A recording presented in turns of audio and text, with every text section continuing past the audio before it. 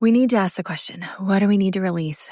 What is a distraction? What is not actually moving the needle forward? What isn't giving us a good return on investment? What's unsustainable? What is the Lord inviting us to let go of to make space for the new? Even if that is not easy. And most often it's not easy. It takes some kind of a surrender, a trust, or even a grieving and mourning process to let go of the old to make space for the new. Overwhelm, reaction mode, and just keeping up are the old way. You need real, root-level strategies and practical steps to grow your business or ministry without exhaustion and burnout. Hi there, we're Anna Saucier And Megan Gephardt, best friends and business consultants who help faith-filled women create sustainable growth through simple strategy with a people-first approach. Here at Apostolic Fruit, we hope to offer you clarity, support, accompaniment, and healing, one tiny step at a time. Hey friend, Megan Gephardt here, and welcome back to the Apostolic Fruit Podcast. So today we are going to go through several reflection questions, and these are honestly what most leaders don't ask but should, at least at a much more frequent basis than they do. Most leaders, it's not because you don't care, just the pace of life and business and all the things right now is hard to keep up with. And so much is moving. Your plate is overflowing. Where is the time and space to slow down? Am I right? So I want to really challenge you today to take even just 10 minutes to answer these questions. Get some quick clarity on how to grow your business or mission, especially if you are feeling like, you know what, I've got this massive vision, but the gap between my vision, even if it's so beautiful, gap between that and my current reality feels pretty big, and that can get discouraging sometimes. So let's dive right in. So first, what is your vision? I want to encourage you, if you haven't taken time and space recently, even just 5 minutes, sit down with a journal and just bullet point, list out what does success and fruitfulness look like over the next 12 months. Spend some time to feel into that. So that's the first step. Let yourself dream. A couple things there that might be helpful. I was walking through with some clients yesterday in strategic mapping. The very first session we do is the visioning space. So it's really beautiful, exploratory, expansive space. And I encourage them with a few different scripts to ask, what if we, or I wonder, or it would be amazing if. So those are some of the prompts you can use to help you start to come into a more creative visioning space. Okay, so that's the first step. Second question, let's start to bridge the gap now between the vision and your current state. So based on that gap, what is the single most important thing you need to be doing to hit your goals or to move closer towards that vision? And is your energy and capacity actually going there? Or how does that vision change or shift what you're currently doing? Maybe it's the business model, maybe it's who you're serving, how you're serving them, your role in it, what all of that looks like on a day-to-day basis.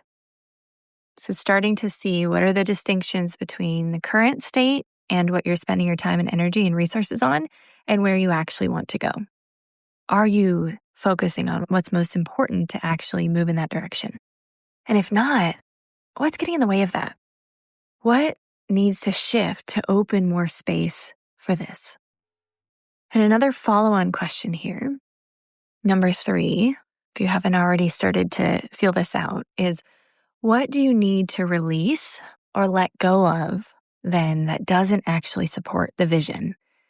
Because often we do need to, especially at least on a quarterly basis, when things are moving really fast, they tend towards complexity.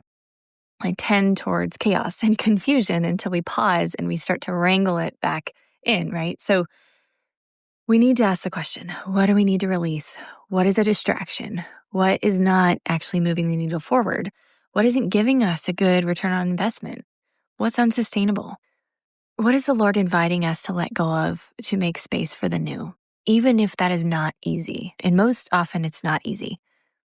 It takes some kind of a surrender, a trust, or even a grieving and mourning process to let go of the old to make space for the new. Okay? Next, I want you to name 3 goals that would help bring this vision to fruition. 3 specific goals. So you've casted the vision. You've started to identify, what's that gap look like now then between what I'm focusing on in my current state and what is actually going to move me towards my vision? Am I doing the most important things to be hitting my goals? Is my energy and capacity actually going there? Or if not, what needs to shift, right? So now we're naming the 3 goals.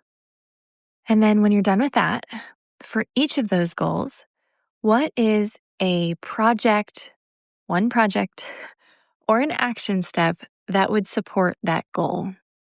I'll say that again. For each of those goals, what's a single project or an action step that's going to support that goal? So if you can answer these questions, my friend, you've got some good clarity and direction on where your time, your energy, your team or staff, and any other resources need to be focused to move the needle forward.